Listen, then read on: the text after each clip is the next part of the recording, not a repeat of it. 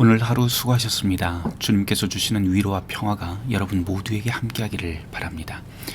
오늘 저녁 함께 묵상할 말씀은 창세기 45장의 말씀입니다. 요셉이 그 형들에게 이르되 나는 요셉이라.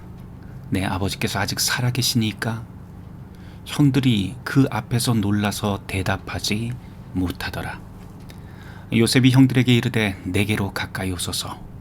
그들이 가까이 가니 이르되 나는 당신들의 아우 요셉이니 당신들이 애굽의 판자라. 당신들이 나를 이곳에 팔았다고 해서 근심하지 마소서. 한탄하지 마소서. 하나님이 생명을 구원하시려고 나를 당신들보다 먼저 보내셨나이다. 이 땅에 2년 동안 흉년이 들었으나 아직 5년은 밭갈이도 못하고 추수도 못할지라. 하나님이 큰 구원으로 당신들의 생명을 보존하고 당신들의 후손을 세상에 두시려고 나를 당신들보다 먼저 보내셨나니 그런즉 나를 이리로 보낸 이는 당신들이 아니요 하나님이시라. 하나님이 나를 바로에게 아버지로 삼으시고 그 온 집의 주로 삼으시며 애굽 온 땅의 통치자로 삼으셨나이다.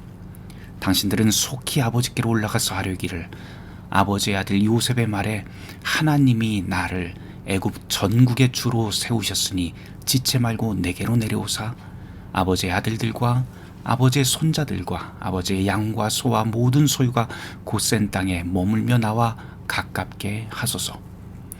흉년이 아직 5해가 있으니 내가 거기서 아버지를 봉양하리이다.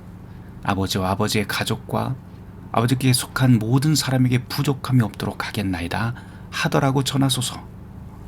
당신들의 눈과 내 아우 베냐민의 눈이 보는 바 당신들에게 이 말을 하는 것은 내 입이라. 당신들은 내가 애굽에서 누리는 영화와 당신들이 본 모든 것을 다 내 아버지께 아뢰고 속히 모시고 내려오소서 하며 자기 아우 베냐민의 목을 안고 우니 베냐민도 요셉의 목을 안고 우니라. 요셉이 또 형들과 입맞추며 안고 우니 형들이 그제서야 요셉과 말하니라. 기구한 인생을 살았던 요셉이 자기가 누구인지 밝히는 장면이죠. 요셉은 담담히 말하는 게 아니라 아마 펑펑 울면서 이 말을 했겠다 싶어요. 같은 핏줄이지만 자기를 외국에 팔아넘긴 형들 앞에서 말하는 요셉은 지금 애굽의 총리가 되었죠. 그러니까 형들은 복수당할까봐 아마 오싹했을 것 같아요. 실제로 요셉은 그렇게 할 수 있는 능력이 충분히 있었습니다. 하지만 그는 복수 대신 다른 이야기를 들려줍니다. 가만 들어보면 요셉은 인과응보라고 하는 사람의 시선으로 자신의 가족과 아픈 과거사를 이야기하지 않고 하나님의 시선으로 이야기를 합니다. 그러면서 자신이 애굽에 오게 된 것도 하나님의 뜻이고 총리가 된 것도 하나님의 뜻이고 이 자리에서 형제들을 만나서 가족을 살리는 것도 하나님의 뜻이라고 말합니다.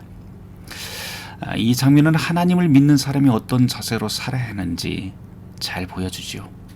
하나님을 믿는다면 우리가 어떤 삶의 자리에 던져져 있더라도 하나님의 자비로운 계획 가운데 있다는 걸 잊지 말아야 됩니다.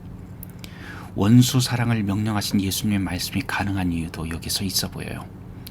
원수를 사랑할 수 있는 건 그 원수가 하나님의 백성을 해할 능력이 없기 때문이기도 하지만 그보다도 더 큰 이유가 있죠.